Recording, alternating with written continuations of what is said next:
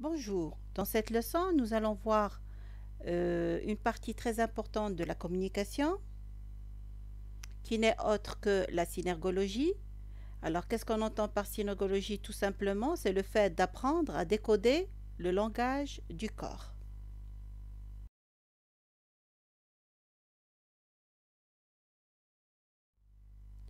Alors, la synergologie, elle permet aux individus de décoder les autres, de mieux interpréter leur interlocuteur, mais aussi d'adapter leur communication et aussi de chercher à interpréter le langage non verbal inconscient.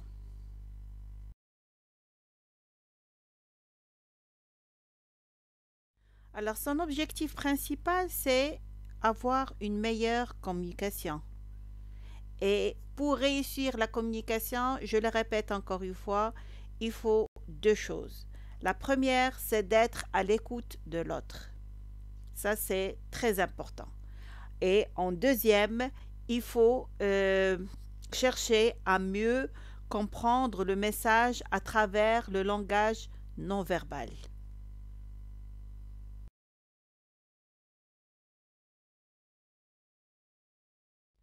Alors, toujours dans situation de synergologie, il faut observer les parties dont chacun a le sentiment que personne ne les observe durant une discussion.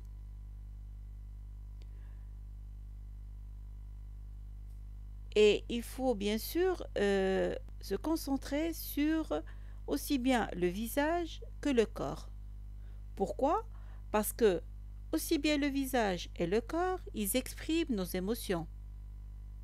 D'une part, le visage, c'est le témoin de la concentration de notre pensée, et sur notre corps, ou bien sur son corps, l'être humain, il incarne ses désirs. Alors, comme je l'ai dit au début, il ne faut jamais faire une analyse à partir d'un seul item.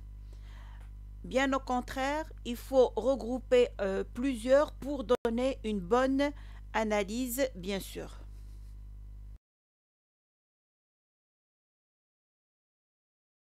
Donc là, je vais commencer par certains items de la synergologie, qui est la démangeaison du nez.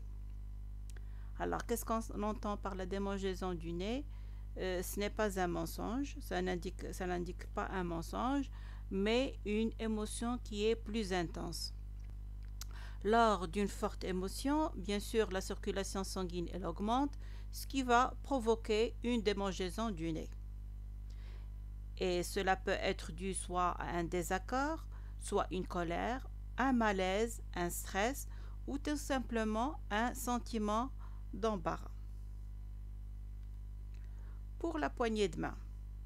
La poignée de main, elle ne dure que 3 secondes maximum. Elle peut indiquer si la personne elle est heureuse de nous voir, si elle est à l'aise avec nous ou si elle porte attention à nos propos. Il existe plusieurs types de poignées de main. D'une part, la poignée de main qui est ferme, et ceci illustre la confiance en soi, l'assurance, la capacité d'affirmation. Par contre, pour une poignée de main qui est molle, là, ça signifie une certaine timidité, une difficulté à prendre les choses en charge ou bien à s'investir, comme cela peut aussi témoigner carrément un désintéressement total ou un épuisement ou une dépression. Une poignée de main peut être aussi trop ferme et rigide. Ceci peut illustrer la colère, le mépris ou bien le besoin de dominer l'autre. Et enfin, une poignée de main avec de grands mouvements de bras, elle indique une grande émotion.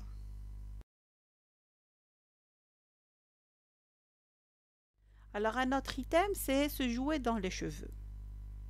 Contrairement à la croyance populaire que le fait de se jouer dans les cheveux est un signe de séduction, pas du tout, parce qu'une personne, carrément, elle peut enrouler une mèche autour de son index et ça ne peut signifier qu'un signe de réflexion.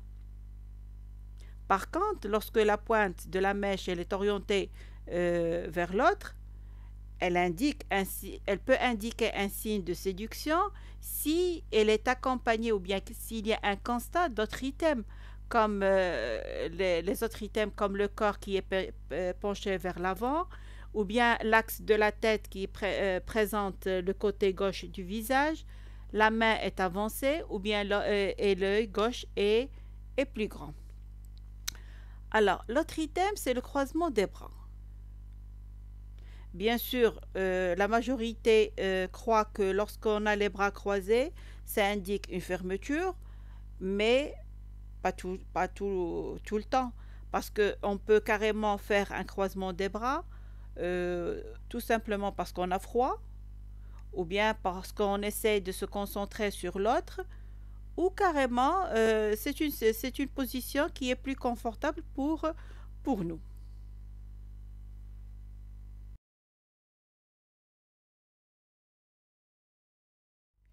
Dans le contexte d'un interrogatoire ou d'une entrevue, prendre une gorgée d'eau signifie qu'on est embarrassé par une question.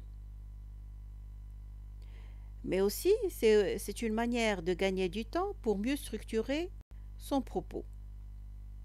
Cela même parfois témoigne un malaise par rapport soit au sujet, soit à la situation, soit à l'interlocuteur lui-même.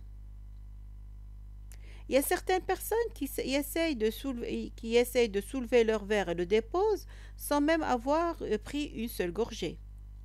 Dans ce cas-là, ce n'est pas un signe de malaise, mais tout simplement un geste d'ancrage qu'on verra par la suite.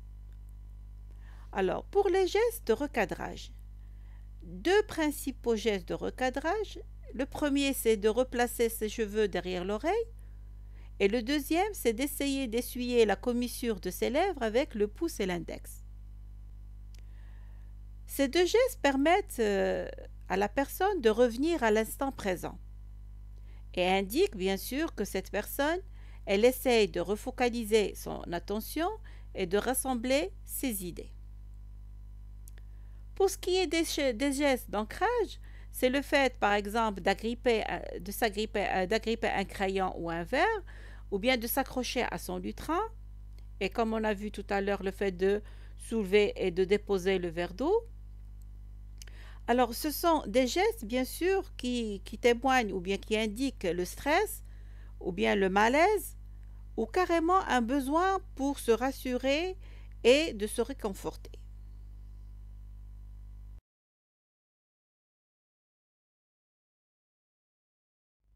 Combien de messages ont été transmis dans notre vécu? On transmet des messages rien qu'avec le regard, sans qu'aucun mot ne soit prononcé. Mais pour parler du regard en tant qu'item de la synergologie. Par exemple, lorsque le regard cherche au loin, cela peut signifier qu'on tente de structurer notre discours, de trouver les bons mots pour se faire comprendre. Le regard indique s'il y a une recherche d'informations dans la mémoire ou une structuration du discours. Il y a un point qui est très important au niveau du regard et il se peut que pour certains ils l'ignorent. C'est que le regard, il a besoin ou bien il est influencé par les sources de lumière. Tant que notre cerveau, il a besoin de lumière pour se réconforter. Par exemple, lorsqu'on on se trouve dans une situation de stress ou bien de malaise, inconsciemment, on commence à chercher, c'est-à-dire notre regard commence à chercher les sources de lumière. Pour la vérité ou mensonge.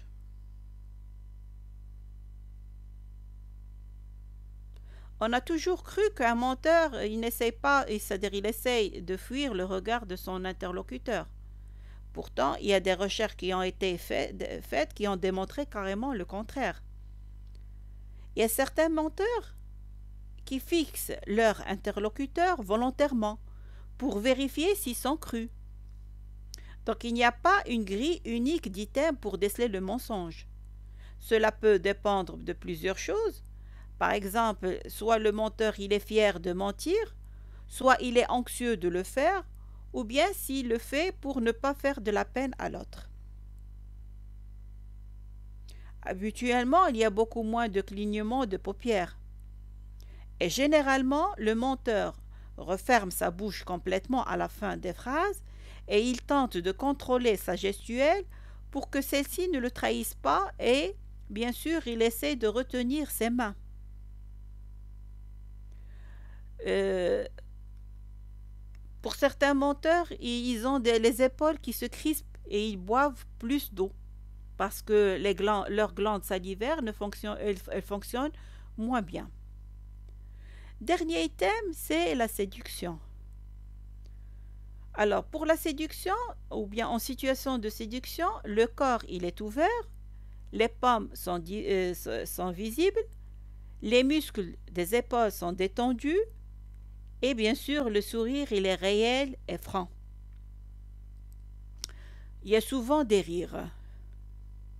Il y a même, pour certaines personnes, qui commencent à caresser leur verre ou bien qui mettent les jambes croisées.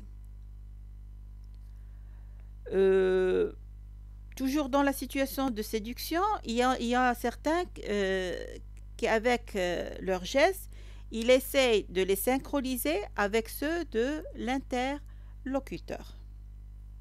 J'espère que cette leçon vous a été bénéfique, que maintenant la synergologie n'est plus un point qui est inconnu pour vous. On verra d'autres cours, bien sûr, plus intéressants sur la communication, parce que la communication, pour moi, je trouve que c'est un module qui est très intéressant, aussi bien que dans notre vie personnelle que professionnelle. Alors sur ce, je vous remercie et à la prochaine fois, Inch'Allah.